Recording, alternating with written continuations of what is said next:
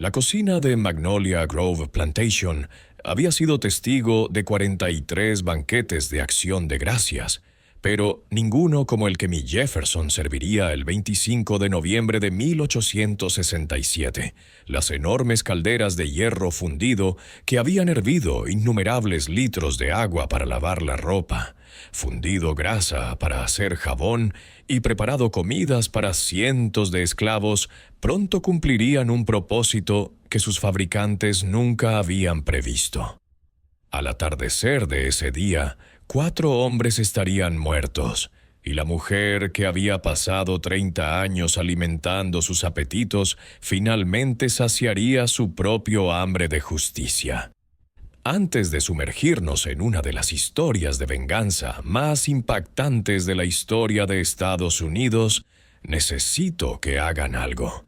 Si creen que las historias ocultas de resistencia merecen ser contadas, hagan clic en el botón de suscripción ahora mismo, dejen su me gusta y comenten desde dónde están viendo este video. Ayúdanos a llegar a más personas que necesitan escuchar estas verdades olvidadas.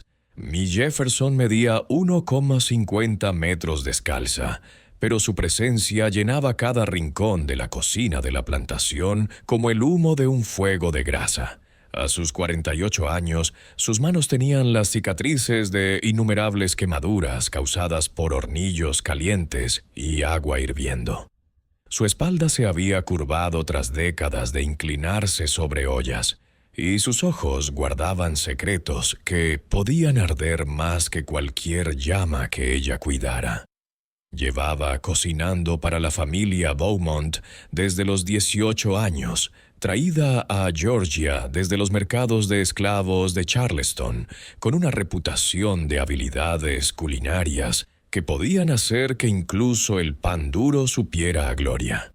El coronel Marcus Beaumont la había comprado específicamente por sus habilidades culinarias, pagando $800, una fortuna en 1837, por una mujer cuyos talentos en la cocina eran legendarios en toda Carolina del Sur. La inversión del coronel había dado dividendos más allá de sus sueños más descabellados. Mis comidas habían entretenido a gobernadores y senadores. Sus cenas dominicales eran comentadas en voz baja y con reverencia en 3 condados, y su habilidad con las especias y los condimentos había convertido Magnolia Grove en un destino para cualquiera con aspiraciones políticas y gustos refinados. Pero la habilidad en la cocina tenía un precio que iba mucho más allá de la compra original. Mi Jefferson había visto pasar 30 cosechas desde las ventanas de su dominio. Había visto nacer a niños encadenados y morir a ancianos sin haber probado nunca la libertad. Había cocinado banquetes de celebración mientras su propio pueblo lloraba. Había preparado pasteles de boda mientras las familias se desgarraban en los bloques de subasta. Había servido elaboradas cenas de Navidad mientras las madres lloraban por los niños vendidos río abajo. La plantación se extendía a lo largo de 3.800 acres de las mejores tierras algodoneras de Georgia, trabajadas por 423 esclavos que vivían en barracones que no habían sido mejorados desde el día en que se construyeron. El coronel Beaumont gobernaba su imperio con la autoridad segura de un hombre que creía que Dios lo había colocado por encima de los demás por derecho divino. Incluso después de que la guerra terminara y la emancipación se convirtiera en ley, poco cambió en Magnolia Grove, excepto el papeleo que ataba a las personas a la tierra que trabajaban. Georgia en 1867 era un estado atrapado entre 2 mundos. El viejo sur que la esclavitud había construido yacía en ruinas, pero el nuevo sur luchaba por resurgir de sus cenizas. La marcha de Sherman hacia el mar había dejado cicatrices físicas que estaban sanando, pero las heridas psicológicas eran más profundas. Los terratenientes blancos como el coronel Beaumont no veían la reconstrucción como una oportunidad para la reconciliación. sino como una ocupación temporal por parte de una fuerza hostil que acabaría retirándose, permitiendo que el orden natural se reafirmara. Los tres hijos del coronel encarnaban diferentes aspectos de la visión del mundo de su padre, cada uno de ellos representando una faceta de la crueldad que había definido la vida en las plantaciones durante generaciones. James Beaumont, el mayor de 32 años, poseía la mente calculadora de su padre, pero ninguna de sus restricciones. Mientras que el coronel era sistemático en su opresión, James era impulsivo, propenso a la violencia que no servía más que para satisfacer sus propios impulsos retorcidos. Había regresado de la guerra cambiado, llevando dentro de sí algo oscuro y roto que se expresaba a través de una brutalidad casual hacia cualquiera que percibiera como inferior a él.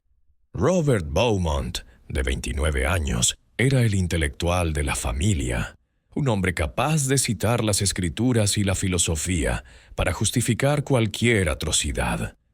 Había asistido a la Universidad de Georgia antes de que la guerra interrumpiera sus estudios, y esgrimía su educación como un arma, utilizando complejos argumentos teológicos y filosóficos para demostrar que la esclavitud no solo era natural, sino que estaba ordenada por Dios. La crueldad de Robert era refinada, quirúrgica en su precisión, diseñada para destruir almas en lugar de simplemente cuerpos. El hijo menor, William Beaumont, era quizás el más peligroso precisamente porque parecía el más normal.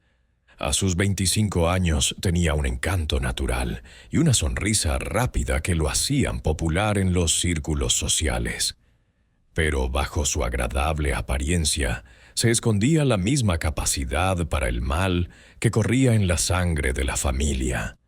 El talento particular de William residía en la manipulación psicológica, en hacer creer a sus víctimas que merecían su sufrimiento, que la resistencia no solo era inútil, sino moralmente incorrecta. Juntos, los cuatro hombres Beaumont crearon una atmósfera de terror que impregnaba todos los aspectos de la vida en Magnolia Grove. Entendían que las cadenas físicas eran innecesarias cuando las cadenas del miedo resultaban más eficaces. Un sistema basado en la amenaza constante de la violencia era más eficaz que uno que se basaba en la violencia misma, aunque nunca dudaban en cumplir sus amenazas cuando surgían desafíos. Me observaba todo desde su posición en la cocina, un punto estratégico que le daba una visión única de los métodos y la locura de la familia. Preparaba sus comidas, escuchaba sus conversaciones y observaba sus interacciones con los visitantes y los trabajadores. Durante 3 décadas se había vuelto invisible para ellos, un elemento fijo en su mundo, tan poco notable como la estufa en la que trabajaba o las ollas que removía. Esta invisibilidad le había permitido ser testigo de cosas que habrían permanecido ocultas a los observadores externos. Había visto al coronel Beaumont ordenar que azotaran a mujeres embarazadas. Había visto a James violar a niñas que apenas habían dejado atrás la infancia. Había escuchado a Robert idear castigos cada vez más creativos para infracciones imaginarias. Y había observado a William quebrantar sistemáticamente el espíritu de cualquiera que mostrara signos de esperanza o resistencia. Cada atrocidad quedó archivada en mi memoria, catalogada y conservada como recetas en un libro de cocina del horror. La cocina era mi dominio y su prisión. La enorme sala ocupaba toda la planta baja de un edificio separado detrás de la casa principal, conectado por una pasarela cubierta que permitía a los sirvientes moverse entre los edificios sin ser vistos por los invitados. 4 enormes chimeneas dominaban el espacio, cada una equipada con grúas de hierro y ganchos para colgar ollas sobre las llamas. Las paredes estaban cubiertas de estantes con cientos de ollas, sartenes, utensilios y recipientes para especias e ingredientes. En el centro de la sala había 3 grandes calderos que desempeñarían un papel crucial en los acontecimientos que estaban por venir. Cada uno podía contener 190 litros de líquido. Estaban hechos de hierro fundido tan grueso que podían soportar cualquier temperatura y forjados con tal habilidad que habían durado décadas sin agrietarse. Mi madre había utilizado estos calderos para fundir manteca, hervir agua para lavar, preparar grandes cantidades de sopa para las celebraciones de la cosecha y otras innumerables tareas que requerían grandes cantidades de líquido caliente. Los calderos estaban suspendidos de estructuras de hierro que permitían colocarlos sobre fuegos de diversa intensidad. Las poleas y las cadenas permitían a una sola persona subir o bajar los pesados recipientes, aunque se requería una fuerza y una habilidad considerables para manejarlos con seguridad. Mi madre había desarrollado esas habilidades a lo largo de años de práctica hasta poder manipular las enormes ollas con la precisión de un cirujano que maneja un bisturí. El Día de Acción de Gracias en Magnolia Grove era siempre un acontecimiento elaborado, una celebración de la abundancia que mostraba la riqueza de la familia y mi genio culinario. La tradición había continuado incluso después de la guerra, aunque la lista de invitados había cambiado a medida que los Beaumont se adaptaban a las nuevas realidades políticas. La fiesta de este año acogería a 32 invitados, entre ellos varios funcionarios de la reconstrucción, cuya cooperación necesitaba el coronel para mantener sus operaciones. El menú se había planeado como su obra maestra: pavo asado relleno de ostras, jamón glaseado con miel, boniatos confitados con melaza, relleno de pan de maíz sazonado con salvia y tomillo, coles cocinadas a fuego lento con cerdo ahumado, salsa de arándanos elaborada con bayas traídas de Massachusetts y 3 tipos diferentes de tartas para el postre. Cada plato requería horas de preparación, una compleja coordinación de tiempos y temperaturas de cocción, y el tipo de habilidad culinaria que había forjado su reputación. Pero este Día de Acción de Gracias sería diferente. Durante 30 años, mi madre había servido a los invitados de la familia Beaumont, viéndolos festejar mientras su propia gente pasaba hambre. Ella había sonreído y hecho reverencias mientras ellos elogiaban su cocina, sabiendo que las mismas manos que creaban sus delicias habían sido marcadas con hierros candentes. Las mismas habilidades que ellos celebraban se habían desarrollado bajo la amenaza del látigo. El punto de ruptura había llegado 3 semanas antes, el 4 de noviembre, cuando el pequeño Samuel Brooks, de solo 8 años, había sido sorprendido cogiendo una batata de la cocina. El niño tenía hambre, había estado trabajando en el campo desde antes del amanecer y la batata era pequeña, apenas digna de ser comida. Pero el coronel Beaumont había dado un escarmiento al niño, ordenando que le azotaran con 15 latigazos delante de toda la comunidad de la plantación. Me había observado desde la ventana de su cocina cómo los hijos del coronel se turnaban con el látigo, cada uno ansioso por demostrar su compromiso con el mantenimiento de la disciplina. Había visto cómo la espalda del niño se abría bajo el cuero. Había oído sus gritos resonar por los terrenos y había visto a su abuela derrumbarse de dolor mientras su nieto era azotado por el delito de tener hambre. Esa noche, sola en su cocina después de terminar la jornada laboral, Mi tomó una decisión que lo cambiaría todo. Serviría una última cena de acción de gracias en Magnolia Grove. una comida que pondría fin al reinado de terror de la familia Beaumont de una vez por todas. El plan se había ido gestando lentamente en su mente durante las semanas siguientes, moldeado por años de observación y un profundo conocimiento de los hábitos y debilidades de la familia. Conocía sus horarios, sus preferencias, sus puntos ciegos y sus vulnerabilidades. Y lo más importante, sabía que confiaban plenamente en ella, sin sospechar que la mujer que les había alimentado fielmente durante 3 décadas pudiera albergar pensamientos de venganza. Cuando amaneció el 25 de noviembre, frío y despejado, comenzó con los últimos preparativos. Encendió los fuegos antes del amanecer, llenó los calderos de agua y los puso a hervir, y preparó los pavos para asarlos. Para cualquier observador parecía ser solo otra fiesta festiva en preparación, la exhibición anual de arte culinario que había hecho famosa a mi Jefferson en toda la región. Pero oculto bajo la rutina familiar había un plan tan audaz, tan perfectamente elaborado, que su misma audacia lo hacía invisible.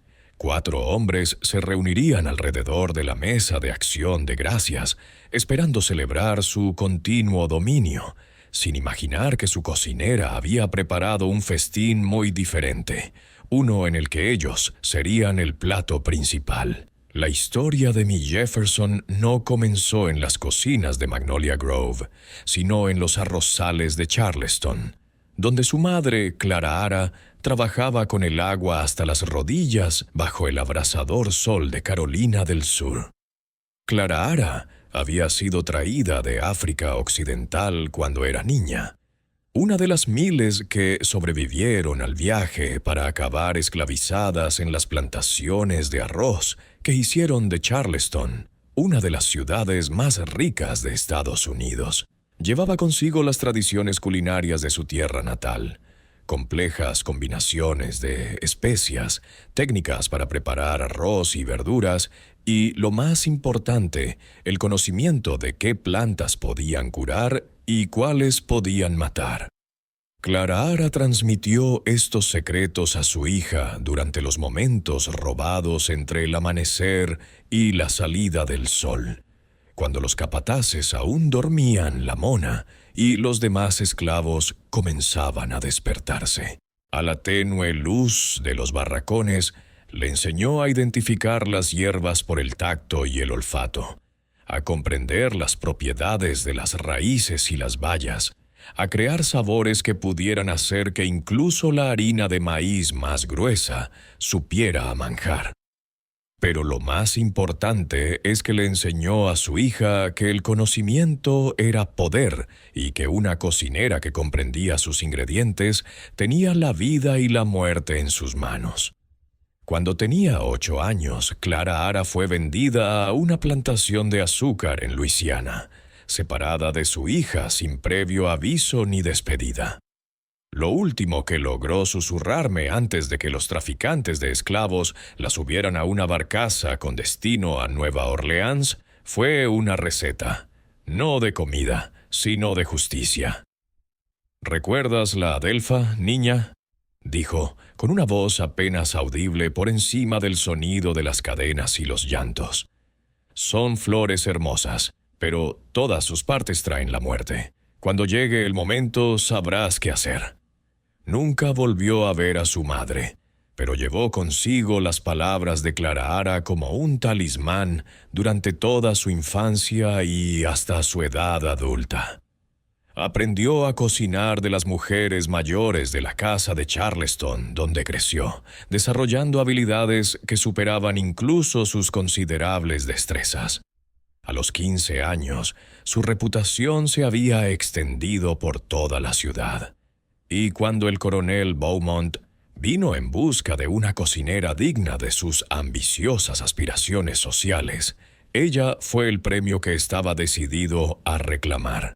El viaje de Charleston a Georgia en la primavera de 1837 fue mi primer contacto con el mundo más allá de los arrozales y los huertos de su juventud. Encadenada en la parte trasera de un carro junto con otros 3 esclavos recién comprados, vio cómo el paisaje cambiaba de marismas costeras a colinas onduladas, de vistas familiares a un territorio extraño donde no conocía a nadie y no tenía aliados.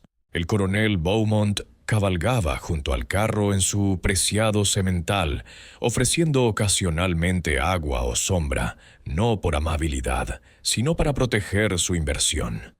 Magnolia Grove, en 1837, era una obra en construcción, una plantación tallada en la naturaleza salvaje por el trabajo de 200 esclavos que habían despejado los campos, construido casas y creado la infraestructura que haría rica a la familia Beaumont.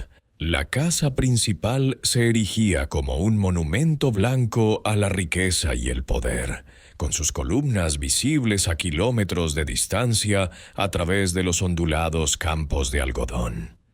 Detrás de ella, el edificio de la cocina, donde mi pasaría los siguientes 30 años de su vida, ya era el dominio de una cocinera anciana llamada Patience, que veía a la joven recién llegada con recelo y resentimiento. Patience llevaba cocinando para los Beaumont desde que el padre del coronel se estableció en la tierra, y veía mi llegada como una amenaza para su posición y autoridad.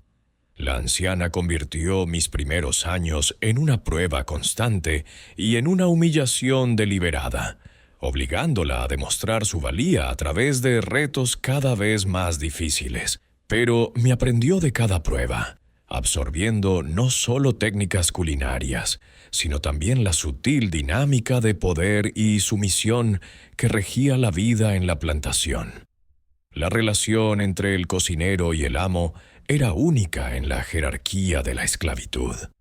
A diferencia de los jornaleros que trabajaban bajo supervisión constante, o los sirvientes domésticos que siempre estaban a la vista de sus propietarios, la cocinera trabajaba en relativo aislamiento. Se le confiaba el acceso a la comida de la familia y, por lo tanto, a sus vidas.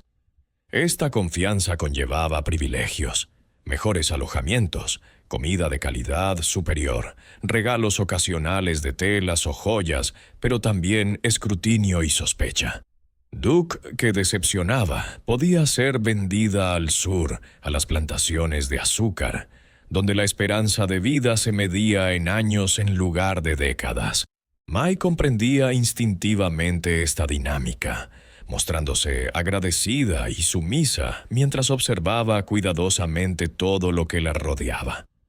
Observaba cómo la familia interactuaba con los visitantes, escuchaba sus conversaciones sobre política y negocios, tomaba nota de sus hábitos, preferencias y debilidades. Con el paso de los años se volvió invisible para ellos, un elemento fijo en su mundo que estaba presente, pero que nunca se veía realmente, en quien se confiaba, pero a quien nunca se conocía realmente. Los primeros indicios de lo que llegarían a ser los hijos del coronel Beaumont aparecieron temprano en sus vidas. James, nacido en 1835, era un niño difícil que se deleitaba atormentando a los animales y a los sirvientes con igual entusiasmo. Mai lo vio crecer de un niño mimado a un joven cruel que veía la crueldad como entretenimiento y el poder como permiso para satisfacer sus impulsos más oscuros. Cuando se fue a la universidad en Atenas, la plantación dio un suspiro de alivio colectivo. Pero su regreso en 1857 trajo nuevos horrores, ya que aplicó su educación para idear formas más sofisticadas de abuso psicológico y físico. Robert, 2 años más joven, siempre fue el intelectual de la familia. Un niño que leía vorazmente y hablaba con elocuencia sobre temas que iban desde la teología hasta la filosofía natural. pero su inteligencia se canalizó hacia la justificación de lo injustificable, creando elaborados marcos teóricos que demostraban que la esclavitud no solo era necesaria desde el punto de vista económico, sino también moralmente justa. Su tesis de fin de carrera en la Universidad de Georgia, titulada La jerarquía divina de las razas, fue elogiada por sus profesores como una obra maestra del razonamiento teológico y denunciada por los abolicionistas del norte como una sofisticada blasfemia. William, el más joven, era quizás el más peligroso porque era el más encantador. Mientras que sus hermanos eran obviamente crueles, William se presentaba como razonable y benevolente, un amo que trataba a sus esclavos con amabilidad y consideración. Pero su amabilidad era una forma de control más insidiosa que la brutalidad de su hermano, diseñada para hacer que la resistencia pareciera no solo inútil, sino ingrata. Entendía que un esclavo que se sentía amado era más valioso que uno que solo sentía miedo, y cultivaba ese amor con precisión calculada. La guerra civil lo cambió todo y nada en Magnolia Grove. Cuando Georgia se separó de la Unión en enero de 1861, el coronel Beaumont vio una oportunidad en el caos y se posicionó para suministrar algodón, alimentos y soldados al ejército confederado. Sus 3 hijos se alistaron con entusiasmo, cada uno convencido de que el conflicto sería breve y glorioso. Una oportunidad para demostrar su superioridad sobre los degenerados yanquis, que habían olvidado su lugar en el orden natural de Dios. Pero la guerra se prolongó, año tras año sangriento, y la realidad del conflicto resultó muy diferente de las visiones románticas que habían inspirado a los jóvenes sureños a marchar al combate. James sirvió en el ejército de Virginia del Norte, participando en batallas cada vez más desesperadas a medida que las fuerzas de la Unión avanzaban más profundamente en territorio confederado. Robert utilizó su educación para conseguir un puesto en el Departamento de Estado Confederado, donde trabajó para justificar la guerra ante las potencias europeas que podían proporcionar un apoyo crucial. William se quedó más cerca de casa, organizando las fuerzas de defensa locales y gestionando la contribución de la plantación al esfuerzo bélico. Mapus observaba el progreso de la guerra desde su cocina, viendo cómo cada derrota confederada se reflejaba en la creciente desesperación de la familia. Los alimentos escaseaban, los lujos desaparecieron y las elaboradas cenas que antes habían mostrado sus habilidades dieron paso a comidas sencillas, preparadas con los ingredientes que se podían encontrar o cultivar en la propia plantación. Pero también vio una oportunidad en el caos, al observar cómo la atención de la familia se centraba en la supervivencia más que en la vigilancia, cómo sus suposiciones sobre la lealtad y la sumisión se vieron sacudidas por las noticias de rebeliones de esclavos en otros estados. Cuando las noticias de la proclamación de emancipación llegaron a Georgia en 1863, el coronel Beaumont reunió a sus esclavos en el patio principal de la plantación y pronunció un discurso que habría sido ridículo si no hubiera revelado tan claramente su mentalidad delirante. Explicó que la proclamación de Lincoln no tenía sentido, porque solo se aplicaba a los estados rebeldes y que la verdadera libertad solo podía lograrse mediante el servicio leal a amos benevolentes que comprendían las necesidades de sus esclavos mejor que los políticos lejanos. La mayoría de los esclavos escucharon en silencio, pero May vio el escepticismo en sus ojos, la creciente conciencia de que el antiguo orden se estaba desmoronando, lo reconocieran o no los amos. cuando el ejército de Sherman comenzó su marcha por Georgia a finales de 1864. Esa conciencia se convirtió en un desafío abierto, ya que los esclavos de todo el estado abandonaron las plantaciones para seguir a las fuerzas de la Unión hacia el norte, hacia Atlanta y la libertad. En Magnolia Grove, casi la mitad de la población esclava desapareció durante la marcha de Sherman, escapando en la noche para unirse a las crecientes columnas de refugiados que seguían al ejército de la Unión. Los que se quedaron fueron los más viejos y los más jóvenes, los enfermos y los discapacitados, y aquellos como yo, cuya posición en la plantación les proporcionaba privilegios y responsabilidades que complicaban la huida. Pero quedarse no significaba aceptar, significaba esperar el momento adecuado para actuar. El fin de la guerra, en abril de 1865, trajo consigo la emancipación legal, pero también una confusión práctica. Los hijos de Beaumont regresaron a casa cambiados por sus experiencias. James arrastraba heridas físicas y psicológicas de las batallas, de las que rara vez hablaba.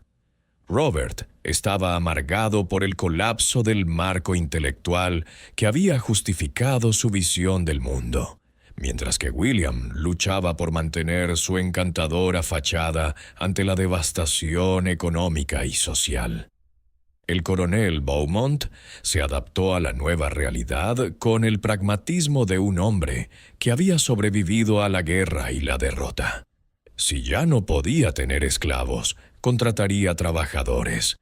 Si ya no podía confiar en la autoridad absoluta, utilizaría la presión económica y la manipulación legal para lograr los mismos resultados. La transición de la esclavitud a la parcería fue fluida en la práctica, si no en la teoría, manteniendo las relaciones de poder esenciales que habían definido la vida en las plantaciones durante generaciones.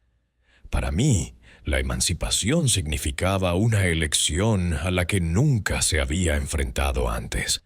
La opción de abandonar Magnolia Grove y buscar trabajo en otro lugar, o permanecer en el único hogar que había conocido durante 30 años. Ella decidió quedarse, pero no por lealtad o afecto. Se quedó porque comprendió que la justicia retrasada no era necesariamente justicia denegada, y que a veces la preparación más larga producía la venganza más completa. Los años posteriores a la guerra pusieron a prueba esa paciencia, ya que los hombres de Beaumont, frustrados por sus circunstancias reducidas y las restricciones legales, descargaron su ira sobre aquellos que aún estaban bajo su poder. Incapaces de azotar a los trabajadores que, en teoría, podían marcharse en cualquier momento, desarrollaron formas más sutiles de crueldad: robo de salarios, manipulación de contratos, amenazas contra los miembros de la familia y la presión psicológica constante de saber que una sola queja podía suponer el desalojo del único hogar que la mayoría de los trabajadores habían conocido. El punto de ruptura se produjo por etapas, en lugar de forma repentina. Primero fue el incidente con Mary Washington, una niña de 14 años que llamó la atención de James Beaumont durante el verano de 1866, cuando los padres de Mary intentaron proteger a su hija, alejándola de la casa principal. James los hizo arrestar por robo, colocando una cuchara de plata en su cabaña y llamando al sheriff para que presenciara su descubrimiento. Los padres fueron condenados a 6 meses de cárcel en la prisión del condado, dejando a Mary indefensa y sola. Luego vino el brutal castigo del anciano Sam Peters, que a sus 75 años fue acusado de ser demasiado lento en su trabajo. William Beaumont, ejerciendo su talento para la crueldad psicológica, no mandó azotar a Sam. En su lugar, redujo las raciones de comida del anciano hasta que la desnutrición le impidió trabajar, y luego utilizó su incapacidad para trabajar como justificación para desalojarlo de su cabaña. Sam murió de exposición y hambre en una semana, pero la causa oficial de la muerte fue registrada como causas naturales. Pero fue el incidente con el pequeño Samuel Brooks, el 4 de noviembre de 1867, lo que finalmente me llevó más allá del límite de mi resistencia. El delito del niño de 8 años había sido el hambre. Robar una sola batata del almacén de la cocina mientras trabajaba 12 horas al día en los campos de algodón. El castigo fue 15 latigazos administrados por cada uno de los hijos de Beaumont por turno, mientras toda la comunidad de la plantación se veía obligada a mirar. Había visto innumerables palizas a lo largo de los años y había aprendido a endurecerme ante la visión del sufrimiento humano que no podía evitar. Pero algo en la juventud de Samuel, su inocencia, y la pura crueldad de castigar a un niño por el delito de tener hambre rompió la coraza protectora que había construido alrededor de mi corazón. Mientras veía cómo el látigo desgarraba la espalda del niño, sentí algo frío y definitivo instalarse en mi pecho. La certeza absoluta de que la familia Beaumont pagaría por sus crímenes. Esa noche, solo en mi cocina, después de terminar el trabajo del día, comencé a planear sus muertes. Tenía 30 años de conocimiento sobre sus hábitos, preferencias y debilidades. Tenía acceso a su comida y control total sobre su preparación. Y lo más importante, tenía las lecciones de mi madre sobre qué plantas podían curar y cuáles podían matar. Un conocimiento que nunca había utilizado, pero que nunca había olvidado. El plan que tomó forma en mi mente durante las semanas siguientes era elegante en su simplicidad y terrible en su minuciosidad.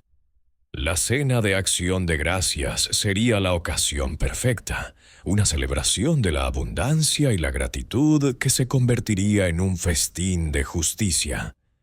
Los 4 hombres que habían causado tanto sufrimiento finalmente enfrentarían las consecuencias de sus actos, servidos por la mujer en quien habían confiado sus vidas durante 30 años.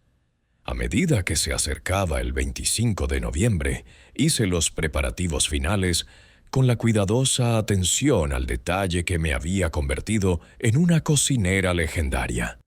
Cada ingrediente fue seleccionado y medido con precisión.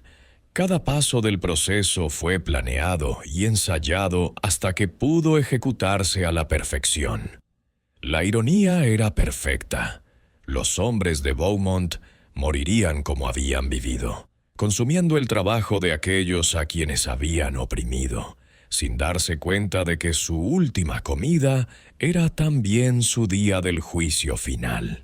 El 25 de noviembre de 1867 amaneció fresco y despejado en la plantación Magnolia Grove. Era una mañana de otoño perfecta, que parecía diseñada por la providencia para la celebración y el Día de Acción de Gracias. Pero cuando mi Jefferson se encontraba en su cocina a las 4:00 de la mañana, viendo cómo el sol pintaba el cielo oriental del color de la sangre fresca, sabía que ese día no traería ni celebración ni agradecimiento, solo justicia, servida tan caliente y definitiva como la comida que estaba a punto de preparar. La cocina ya estaba llena de un caos controlado, mientras mi Jefferson dirigía a sus 2 ayudantes, 2 jóvenes llamadas Celia y Rose, que habían aprendido su oficio bajo su exigente supervisión. Se movían con eficiencia, avivando el fuego, ordenando los utensilios y comenzando los preparativos preliminares para lo que todos esperaban que fuera otra obra maestra del arte culinario. Solo mi sabía que el festín de hoy sería realmente una obra maestra, pero no del tipo que sus invitados esperaban. Los 3 enormes calderos de hierro fundido dominaban el centro de la cocina, cada uno con capacidad para 50 galones y construido para soportar temperaturas que derretirían recipientes menos resistentes. Me había requisado estos gigantes el día anterior, explicándole al coronel Beaumont que los necesitaba para preparar las enormes cantidades de comida que requerían 32 invitados. El coronel lo había aprobado sin preguntas. Después de todo, Mi había estado gestionando su cocina durante 30 años, y su criterio en estos asuntos era irreprochable. Lo que el coronel Beaumont no sabía era que mi madre había pasado semanas preparándose para este día. No solo planificando el menú, sino ensayando cada paso del proceso que conduciría a su muerte y a la de sus 3 hijos. Había cronometrado cada acción al minuto, calculado la secuencia precisa de acontecimientos que le permitirían completar su plan mientras mantenía la apariencia de una preparación normal para las fiestas. Se esperaba que los primeros invitados llegaran a las 2:00 para socializar y tomar cócteles antes de la cena. La cena se serviría a las 4:00, con el tradicional brindis de Acción de Gracias, programado para las 4:30, exactamente el momento en que mi madre planeaba servir la justicia junto con el plato principal. Entre ese momento y ese otro, tenía 10 horas para preparar tanto la mejor comida que jamás había cocinado, como la venganza más terrible que jamás había presenciado el sur de Estados Unidos. A las 5:00 de la mañana, me comenzó el proceso que acabaría con 4 vidas antes del atardecer. Los 3 calderos se colocaron sobre los fuegos más calientes que podía producir la cocina.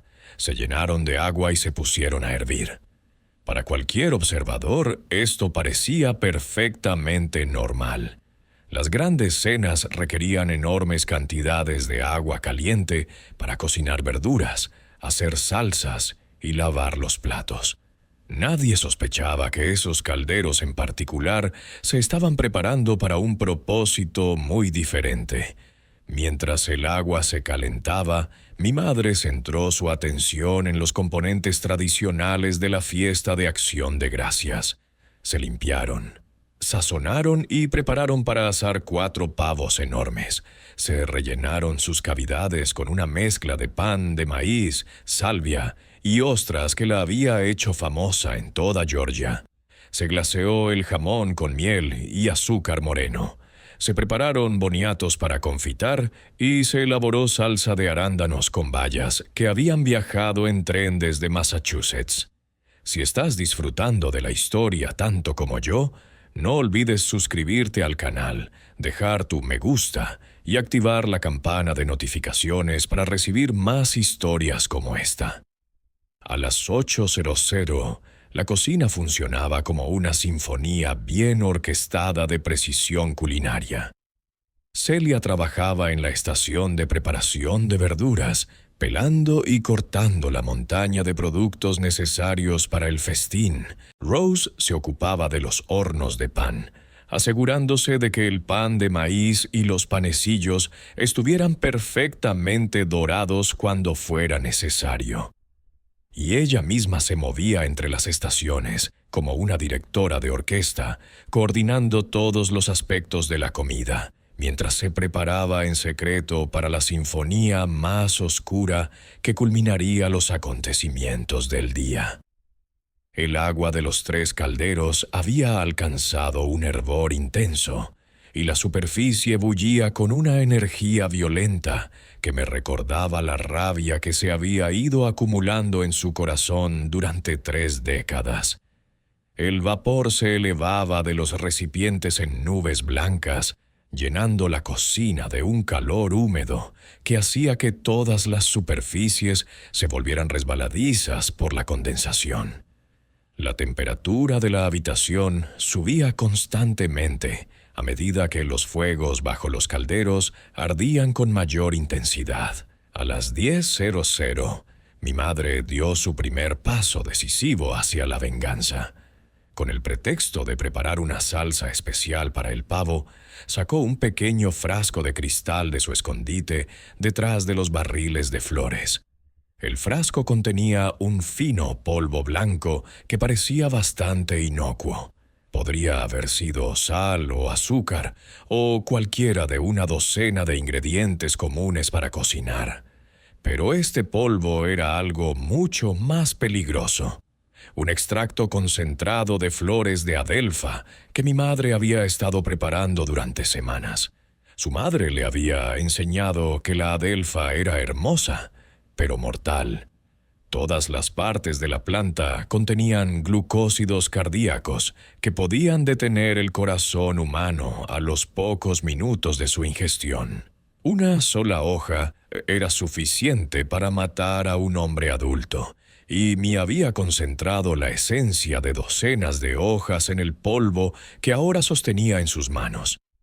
La cantidad que había en el frasco podía matar a una docena de personas, que era exactamente lo que pretendía hacer si fuera necesario. Pero el veneno era solo el comienzo de su plan, no el final. Tenía algo más dramático en mente para los hombres de Beaumont, algo que haría que sus muertes fueran tan memorables como sus vidas habían sido despreciables. El veneno serviría como garantía, una forma de asegurar que su plan principal tuviera éxito, incluso si algo salía mal en el momento crucial. Al mediodía, los preparativos preliminares habían terminado y la cocina se había acomodado al ritmo constante de la cocción final.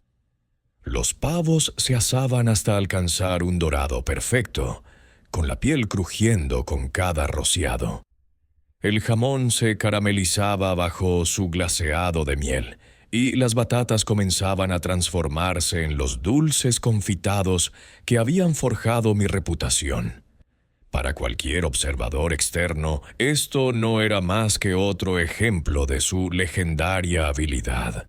Una fiesta de acción de gracias, preparada con la precisión y el arte que la habían hecho famosa, pero mi atención se centraba en detalles que ningún invitado vería jamás.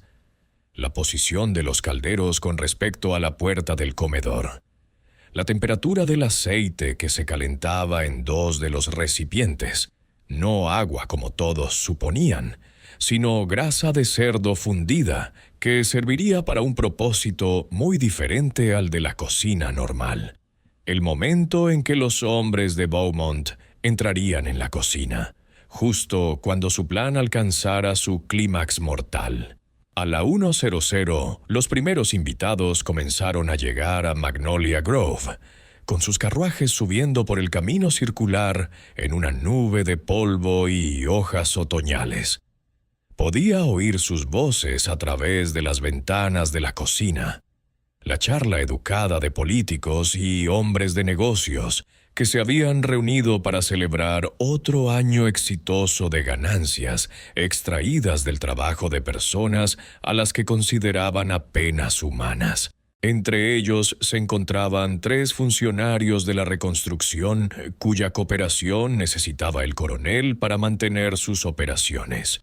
Un puñado de plantadores locales que habían sobrevivido a la guerra, adaptándose rápidamente a las nuevas realidades, y varios comerciantes de Atlanta cuyos negocios dependían del algodón de las plantaciones. Los invitados fueron recibidos en el salón principal, donde el coronel Beaumont presidía la reunión con la facilidad de un hombre que llevaba décadas entreteniendo a los poderosos. Sus 3 hijos circulaban entre los visitantes, cada uno desempeñando el papel que le había sido asignado en el cuidadoso cultivo de la influencia política y económica de la familia. James, a pesar de sus heridas de guerra y sus cicatrices psicológicas, mantenía su reputación de héroe de guerra cuyo servicio a la Confederación inspiraba respeto.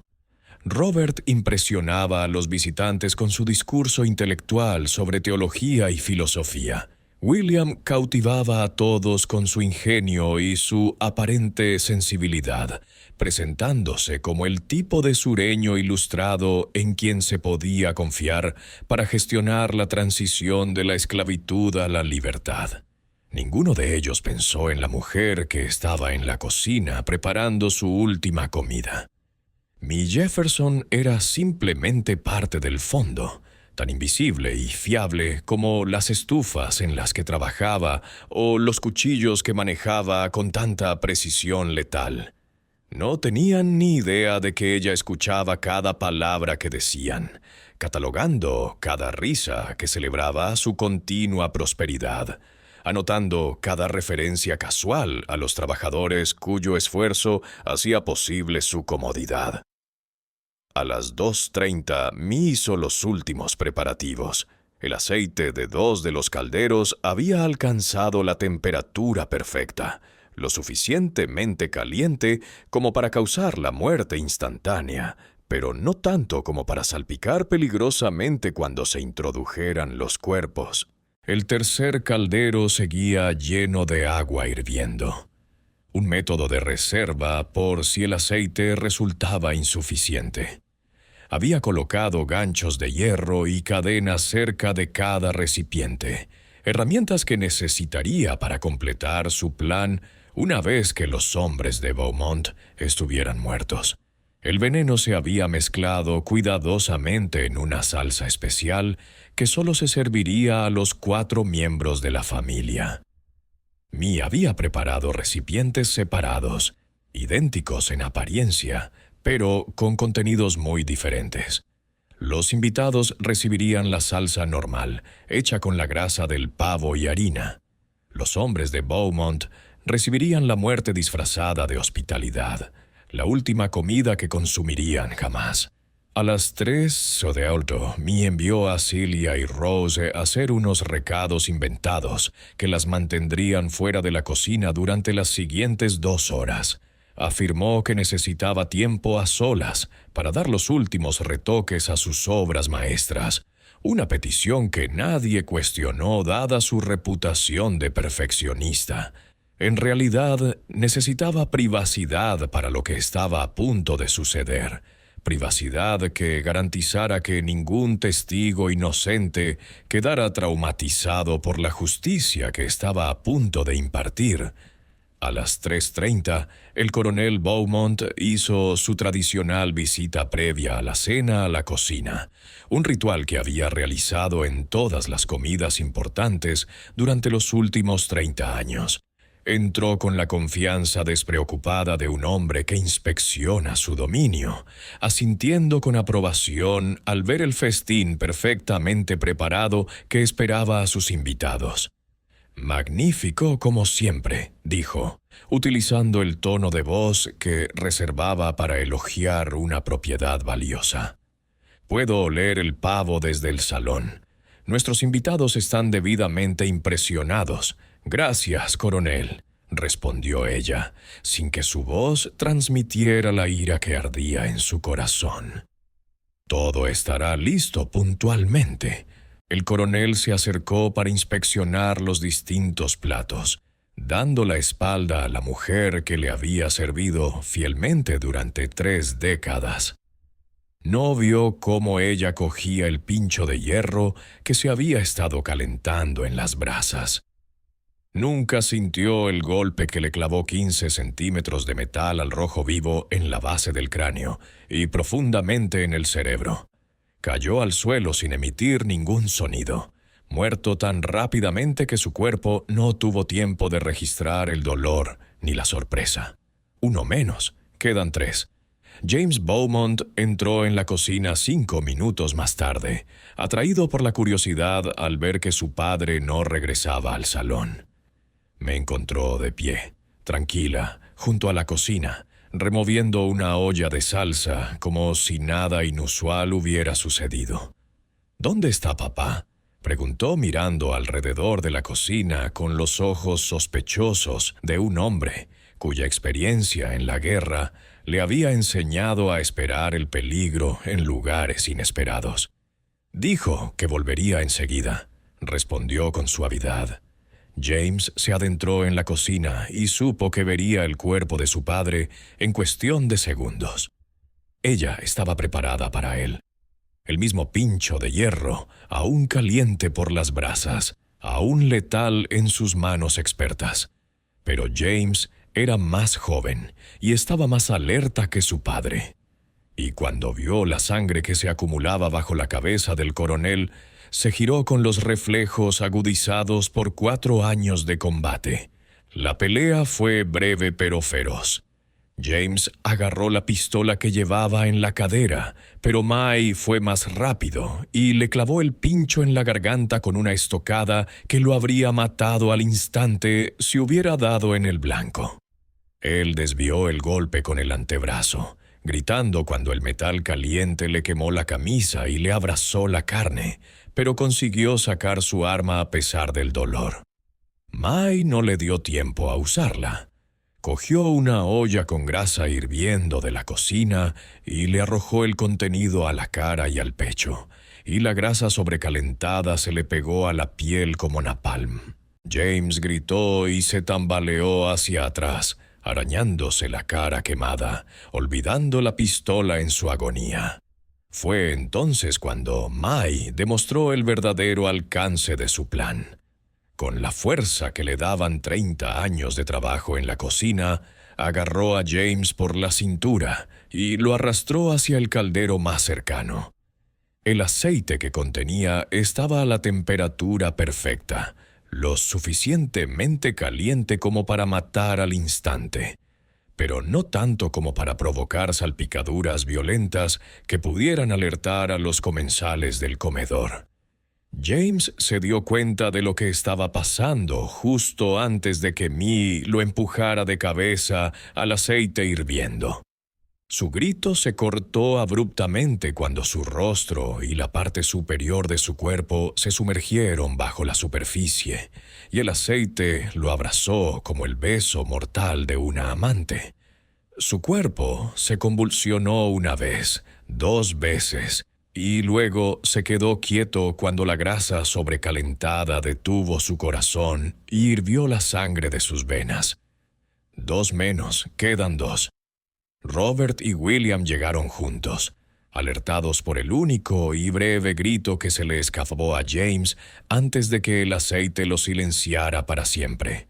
Entraron en la cocina y encontraron a Mee limpiando la sangre del suelo, con la metódica eficiencia que aplicaba a todas sus tareas, como si limpiar después de un asesinato fuera simplemente otro aspecto de la preparación de la comida. La escena que se les presentó superaba su comprensión. Su padre yacía muerto junto a la estufa, con el cráneo abierto como un huevo. Su hermano, James, flotaba boca abajo en un caldero de aceite hirviendo, con el cuerpo ya empezando a cocerse en la grasa sobrecalentada. Y de pie, sobre todo ello, estaba la mujer que había servido fielmente a su familia durante 3 décadas, ahora revelada como un ángel de la muerte, cuya paciencia había llegado finalmente a su fin. «Dios mío», susurró Robert, cuya formación filosófica no le proporcionaba ningún marco para procesar la escena que tenía ante sí. «Dios mío, ¿qué has hecho?» «Lo que había que hacer», respondió ella, con voz tranquila, como si estuviera hablando del tiempo. «Lo que tú hiciste necesario durante 30 años de maldad». William, siempre el más rápido de la familia, comprendió inmediatamente que no se trataba de un momento de locura, sino de una ejecución cuidadosamente planeada. También comprendió que su única oportunidad de sobrevivir era salir de la cocina antes de que Mee pudiera completar el plan que había puesto en marcha. «Tenemos que irnos», dijo con urgencia, agarrando a Robert por el brazo. «Ahora». Pero Mee ya se estaba moviendo. No para impedirles que se marcharan, sino para asegurarse de que no pudieran hacerlo. Había pasado semanas planeando este momento, considerando todas las variables posibles, todas las rutas de escape potenciales. La puerta de la cocina que daba al exterior había sido bloqueada desde dentro, con sillas de madera encajadas contra ella con tanta fuerza que se necesitarían varios minutos de esfuerzo continuo para abrirla. La puerta que daba al comedor era la única salida, y se colocó entre los dos hermanos y su única vía de escape. «No vais a salir», dijo simplemente. «No hasta que hayáis pagado por lo que habéis hecho». Los hermanos se separaron tratando de flanquearla, pero la distribución de la cocina jugaba en su contra. Los enormes calderos y sus soportes de hierro creaban un laberinto de obstáculos que limitaba sus movimientos. Aunque mi conocía cada centímetro del espacio de memoria, se movía con la fluida precisión de alguien que había trabajado en ese entorno durante 30 años, manteniendo siempre los calderos entre ella y sus víctimas. Robert intentó razonar con ella, recurriendo a los argumentos teológicos que también le habían servido para justificar lo injustificable. «Vaya, debes comprender que lo que teníamos era el orden natural establecido por Dios mismo. La Biblia dice claramente». La Biblia la interrumpió. «Dice que todo lo que el hombre siembre, eso también cosechará. Tú sembraste crueldad durante 30 años. Ahora te toca cosechar». William actuó mientras su hermano hablaba, lanzándose hacia adelante con el cuchillo que había sacado de su bota. Pero Mai estaba preparada, esquivando su ataque y agarrándole la muñeca al pasar. Con una habilidad que habría impresionado a cualquier carnicero, le retorció el brazo hasta que el hueso se rompió y luego utilizó su propio cuchillo para abrirle la garganta de oreja a oreja. William cayó de rodillas, con la sangre brotando de la enorme herida, y se presionó las manos sin éxito contra el corte abierto. Intentó hablar, pero solo pudo emitir un gorgoteo, mientras su vida se derramaba sobre el suelo de la cocina donde se habían preparado tantas comidas a lo largo de los años. Robert, al ver a su hermano menor morir ante sus ojos, abandonó la filosofía en favor de la desesperación. Se abalanzó sobre ella con las manos desnudas, con la esperanza de dominarla mediante la fuerza bruta. Pero 30 años de trabajo en la cocina la habían hecho más fuerte de lo que él creía, y 30 años de rabia reprimida le habían dado una fuerza que iba más allá de lo meramente físico. La lucha fue breve. Robert era más alto y pesado, pero ella luchaba por algo más que su vida. Luchaba por la vida de todas las personas que habían sufrido bajo la crueldad de Beaumont. Todos los niños que habían sido azotados, todas las mujeres que habían sido violadas, todos los hombres que habían muerto trabajando en los campos de algodón. Esa fuerza resultó decisiva. Se colocó detrás de él, le rodeó el cuello con los brazos y lo arrastró hacia atrás, hacia el tercer caldero, el que estaba lleno de agua hirviendo en lugar de aceite. Robert le arañó los brazos, tratando de romper su agarre, pero ella se aferró con la tenacidad de alguien que prefería morir antes que dejar escapar a su presa. El borde del caldero golpeó a Robert detrás de las rodillas, y él cayó hacia atrás con mi todavía aferrada a él. Ambos cayeron juntos al agua hirviendo. Mi último acto de justicia se había completado, incluso cuando el líquido sobrecalentado se cobró su propia vida. La cocina quedó en silencio, salvo por el crepitar del fuego y el suave burbujeo de los 3 calderos.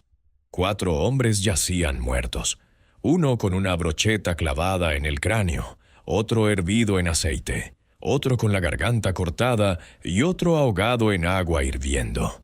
Y junto al tercer caldero, mi Jefferson flotaba boca arriba, con los ojos cerrados y el rostro tranquilo por primera vez en 30 años. El descubrimiento se produjo precisamente a las 4:00, cuando los primeros invitados comenzaron a preguntarse por qué no se había anunciado la cena. La tradición de puntualidad del coronel Beaumont era legendaria en toda Georgia. Cuando decía 4:00, se refería a las 4:00 en punto, ni un minuto antes ni un minuto después. Cuando pasó la hora señalada sin el familiar sonido de la campana de la cena, los invitados en el salón comenzaron a intercambiar miradas de desconcierto y a susurrar preguntas. El doctor Samuel Morrison, un viejo amigo de la familia que había asistido a todas las cenas de acción de gracias en Magnolia Grove durante los últimos 15 años, fue el primero en expresar lo que todos pensaban. Quizás el coronel se ha retrasado por alguna emergencia en la cocina, sugirió, aunque su tono transmitía más preocupación que convicción. Ya saben lo impredecibles que pueden ser estas comidas tan elaboradas. Pero cuando las 5:00 llegaron y pasaron sin explicación, William Henderson, un funcionario de la reconstrucción cuya cooperación necesitaba el coronel para continuar con sus operaciones, decidió investigar personalmente. Henderson había servido como oficial de la Unión durante la guerra y poseía el instinto práctico de un hombre que había aprendido a no ignorar el peligro potencial. Se excusó de la conversación en el salón y se dirigió a la cocina, siguiendo el pasillo cubierto que conectaba la casa principal con las instalaciones de cocina. La escena que se encontró Henderson al abrir la puerta de la cocina superaba todo lo que su experiencia en la guerra le había preparado para presenciar. 4 cadáveres yacían esparcidos por la habitación en diversos estados de descomposición. Uno junto a la estufa, con el cráneo abierto. Otro flotando en un caldero de aceite. Otro con la garganta cortada. Y 2 más en un caldero de agua hirviendo. El aire estaba impregnado del olor a carne cocida, sangre derramada y los aromas persistentes de lo que debería haber sido un perfecto banquete de acción de gracias. El entrenamiento militar de Henderson entró en acción de inmediato. Salió de la cocina, cerró la puerta y regresó al salón, donde informó discretamente a los demás invitados de lo que había descubierto. En cuestión de minutos, la casa se había vaciado, ya que los 32 visitantes huyeron de la plantación Magnolia Grove, y sus carruajes y caballos desaparecieron por el camino en una nube de polvo y pánico. El primer funcionario en llegar fue el sheriff Jacob Crawford, un hombre cuyo nombramiento para el cargo dependía en gran medida del mantenimiento de buenas relaciones con los plantadores que quedaban en el condado. Crawford había servido en el ejército confederado junto a James Beaumont y debía su cargo a la influencia política del coronel Beaumont. El hallazgo de toda la familia Beaumont, muerta de forma violenta, no era solo un crimen que investigar, sino una catástrofe política y económica que amenazaba con desestabilizar toda la región. El examen inicial de Crawford del lugar fue minucioso, pero predeterminado. Había llegado a Magnolia Grove esperando encontrar pruebas de intrusos externos, probablemente esclavos liberados que habían irrumpido en la plantación en busca de venganza o para robar. Sin embargo, lo que encontró fue mucho más inquietante. Un crimen cometido por alguien que conocía a la perfección los hábitos de la familia y tenía acceso total a sus espacios privados. Las pruebas apuntaban inevitablemente a Miss Jefferson. Ella había estado sola en la cocina durante el momento crucial en que se produjeron los asesinatos. Su cuerpo flotando en el tercer caldero sugería que ella había sido la autora del crimen y no otra víctima. Lo más condenatorio de todo fue que Crawford encontró el frasco que contenía el extracto de adelfa escondido detrás de los barriles de flores, junto con notas detalladas escritas de mi puño y letra que describían el momento y la ejecución de lo que ella llamaba su festín final. Pero el sheriff Crawford se enfrentaba a un dilema que iba mucho más allá de una simple investigación criminal. Si se corría la voz de que una cocinera esclava había asesinado con éxito a toda una familia blanca, el impacto psicológico en otras plantaciones de Georgia podría ser catastrófico. El frágil sistema de control económico que había sustituido a la esclavitud dependía de la creencia de que los trabajadores aceptarían pacíficamente su posición subordinada. Las acciones de mi Jefferson amenazaban con inspirar actos similares de rebelión en todo el estado. La solución que ideó Crawford era elegante en su simplicidad y devastadora en su deshonestidad. Informaría de que unos intrusos desconocidos habían irrumpido en Magnolia Grove, asesinado a la familia Beaumont durante un intento de robo y matado a su leal cocinera cuando ésta intentó defender a sus empleadores. Esta versión de los hechos servía para varios propósitos. Preservaba la imagen de mi Jefferson como una sirvienta fiel, evitaba inspirar crímenes similares y justificaba la dura represión contra los trabajadores negros que Crawford sabía que seguiría. El encubrimiento comenzó de inmediato. Los ayudantes de Crawford sacaron mi cuerpo del caldero y lo colocaron cerca de la puerta de la cocina, creando la impresión de que ella había intentado escapar cuando los intrusos la mataron. El frasco de extracto de adelfa fue destruido junto con mis notas en las que describía su plan. Sus ayudantes, Celia y Rose, fueron amenazadas con ser procesadas como cómplices a menos que apoyaran la versión oficial de los hechos. El funeral de la familia Beaumont se convirtió en un espectáculo regional al que asistieron cientos de dolientes que acudieron a presentar sus respetos a lo que los periódicos describieron como víctimas de una violencia bárbara. El coronel Marcus Beaumont fue elogiado como un terrateniente progresista que había tratado a sus trabajadores con una amabilidad sin precedentes. Sus hijos fueron recordados como héroes de guerra que se habían sacrificado por la causa confederada y que trabajaban para reconstruir el sur con justicia y compasión. Mi Jefferson fue enterrada el mismo día, pero en una ceremonia muy diferente. Su tumba fue colocada en el cementerio de esclavos detrás de Magnolia Grove, marcada solo con una cruz de madera que llevaba su nombre y las fechas de su nacimiento y muerte. No se hizo mención alguna a sus 30 años de fiel servicio, sus legendarias habilidades culinarias o las circunstancias de su muerte. Ella era simplemente otra víctima más de la violencia que se había cobrado la vida de la familia Beaumont. Pero la historia oficial comenzó a desmoronarse casi de inmediato. Celia y Rose, a pesar de su temor a ser procesadas, no pudieron ocultar por completo la verdad de lo que habían presenciado. En conversaciones discretas con otros trabajadores, revelaron fragmentos de lo que realmente había sucedido en la cocina el día de Acción de Gracias. La historia se extendió por la comunidad de la plantación como la pólvora, pasando de persona a persona en conversaciones susurradas que se volvían más detalladas con cada relato. En pocas semanas, todos los trabajadores negros de 3 condados conocían la verdadera historia de la última fiesta de mi Jefferson.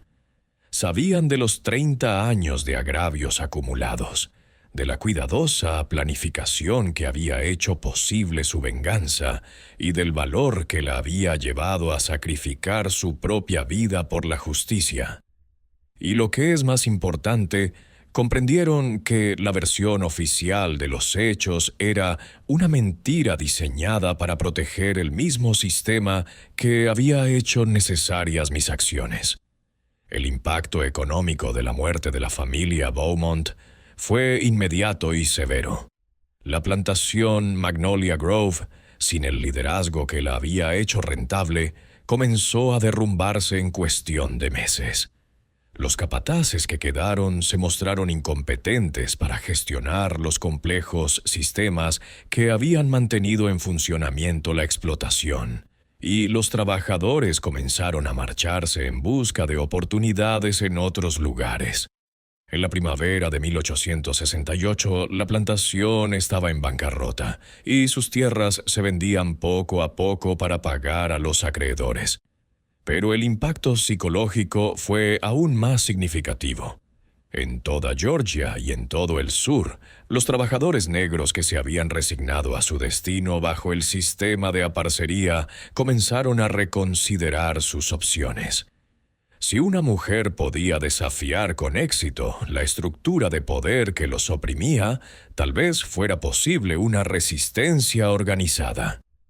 El miedo que los había mantenido subordinados comenzó a dar paso a algo más peligroso: la esperanza. La respuesta de las autoridades fue rápida y brutal.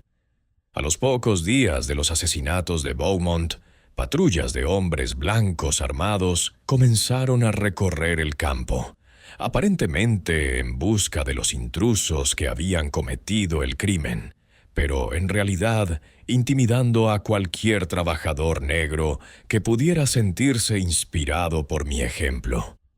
Los sospechosos de causar problemas eran arrestados con cargos falsos, golpeados o simplemente desaparecían sin explicación.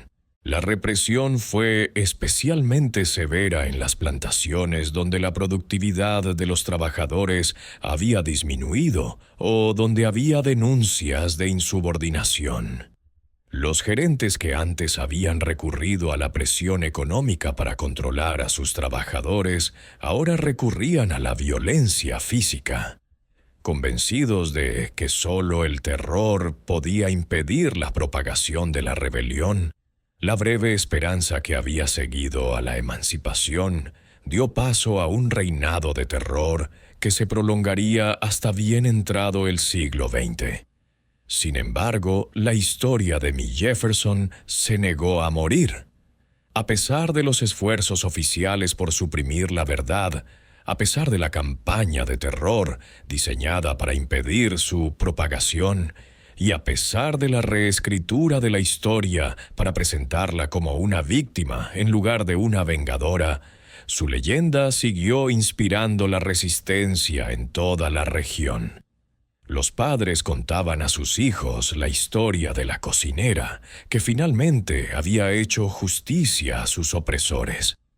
Los trabajadores que planeaban sus propios actos de rebeldía invocaban su nombre como fuente de valor. La historia evolucionó al ser contada, adquiriendo dimensiones míticas que trascendían los hechos concretos de lo que había ocurrido el 25 de noviembre de 1867. En algunas versiones, Mi sobrevivió al enfrentamiento y escapó al norte, donde vivió para ver cómo sus antiguos opresores eran llevados ante la justicia. En otras recibió la visita de los espíritus de todos los esclavos que habían muerto en Magnolia Grove, que le dieron la fuerza sobrenatural necesaria para completar su misión de venganza. Pero quizás la versión más poderosa de la historia fue la que se mantuvo más cercana a la verdad. La historia de una mujer corriente que había sido empujada más allá de lo soportable y había elegido actuar en lugar de someterse. Esta versión resonó entre los trabajadores de todo el sur, porque reflejaba sus propias experiencias de injusticia y sus propias fantasías de venganza. Mi Jefferson se convirtió en un símbolo de resistencia precisamente porque no era una heroína sobrehumana, sino una persona real que se había enfrentado a las mismas decisiones a las que ellos se enfrentaban cada día. Las secuelas legales de los asesinatos de Beaumont se prolongaron durante años, mientras las distintas partes se disputaban la herencia de la familia. Sin herederos claros, los 3 hijos habían fallecido solteros. La propiedad fue objeto de reclamaciones contrapuestas por parte de parientes lejanos, acreedores y el gobierno estatal. El litigio consumió todo el valor que quedaba en la plantación, dejando nada más que deudas y edificios abandonados. En 1875, Magnolia Grove había sido completamente abandonada. Sus campos habían vuelto a ser un páramo y sus edificios estaban en ruinas. La casa principal, que en su día había sido un monumento a la riqueza y el poder, estaba vacía y en estado de deterioro, con sus columnas blancas manchadas por el paso del tiempo y sus ventanas rotas por vándalos. La cocina, donde mi madre había servido su último banquete, se convirtió en un refugio para animales y vagabundos. Los enormes calderos, que habían sido instrumentos de justicia, se oxidaron como reliquias de una guerra olvidada. Pero incluso en ruinas, la plantación siguió siendo un lugar de peregrinación para aquellos que conocían la verdadera historia de lo que había sucedido allí. Las familias negras que viajaban por la zona se desviaban para visitar la tumba de mi madre, dejando flores y rezando por la mujer que había muerto luchando contra su enemigo común. La cruz de madera que marcaba su lugar de descanso fue reemplazada muchas veces, ya que el clima y el vandalismo la destruían, pero siempre había alguien que se aseguraba de que su tumba permaneciera marcada y fuera recordada. El impacto histórico más amplio de las acciones de mi Jefferson puede medirse en el aumento de la vigilancia y la represión que siguió a su rebelión. Las autoridades del sur, aterrorizadas por la posibilidad de una resistencia organizada de los esclavos, invirtieron mucho en la aplicación de la ley y la recopilación de información destinada a identificar y reprimir a los posibles alborotadores antes de que pudieran actuar. Las redes de informantes y colaboradores que surgieron durante la reconstrucción fueron en parte una respuesta al temor de que otros Jefferson pudieran estar planeando actos de venganza similares. Al mismo tiempo, su historia pasó a formar parte de la tradición oral que sostuvo a las comunidades negras durante los años más oscuros de la era Jim Crow.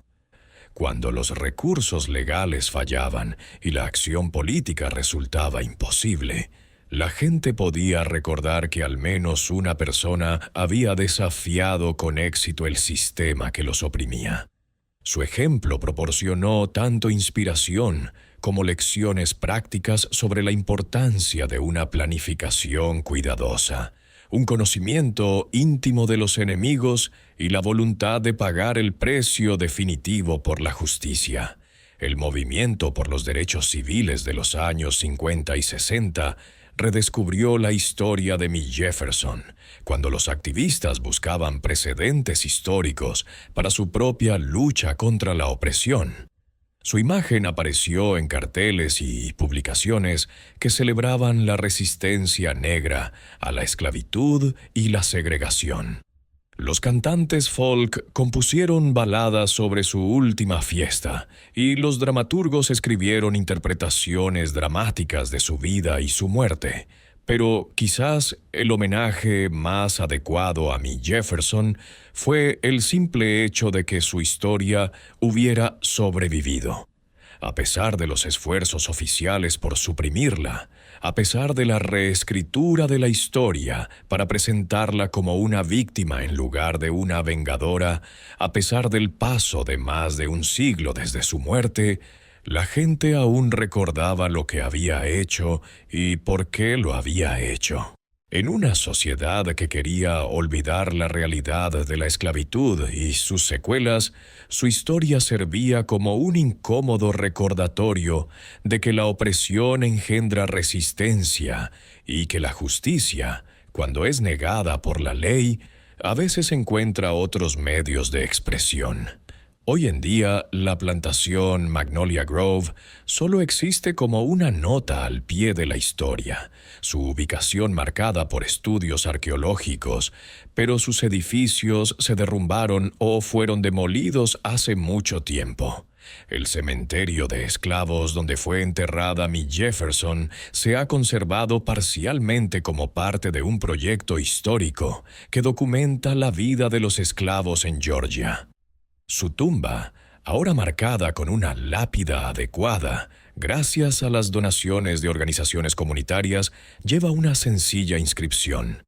Miss Jefferson, 1819-1867. Cocinó durante 30 años y luego hizo justicia.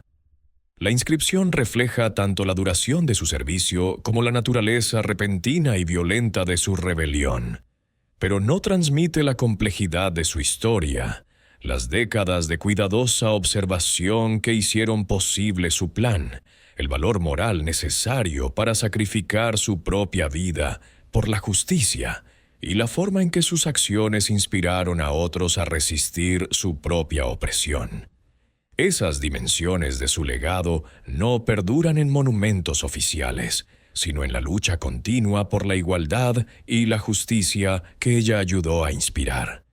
La historia de Miss Jefferson nos recuerda que la historia no pertenece a los poderosos que escriben los registros oficiales, sino a las personas que se niegan a ser silenciadas por el miedo u olvidadas por el tiempo. Su última fiesta fue más que un acto de venganza individual. Fue una declaración de que la dignidad humana no puede ser destruida, de que la justicia encontrará la manera de manifestarse incluso en las circunstancias más oscuras, y de que a veces las personas más comunes se vuelven extraordinarias por su voluntad de decir «basta». En cada lucha por la justicia, en cada resistencia contra la opresión, en cada momento en que los desamparados eligen el coraje en lugar de la sumisión, el legado de Miss Jefferson sigue vivo. Su cocina ya no existe. Su plantación está en ruinas. Pero su historia sigue alimentando a quienes tienen hambre de justicia y libertad. Esa es la fiesta más duradera que ella jamás sirvió, y nunca dejará de alimentar a las almas hambrientas que necesitan saber que la resistencia es posible, que la dignidad se puede defender y que a veces la justicia realmente se sirve caliente, definitiva y completa. Si la historia de Miss Jefferson te ha emocionado, te ha hecho pensar y te ha recordado por qué no podemos olvidar nuestra historia, suscríbete al canal, deja tu me gusta y compártelo con alguien que necesite escucharlo.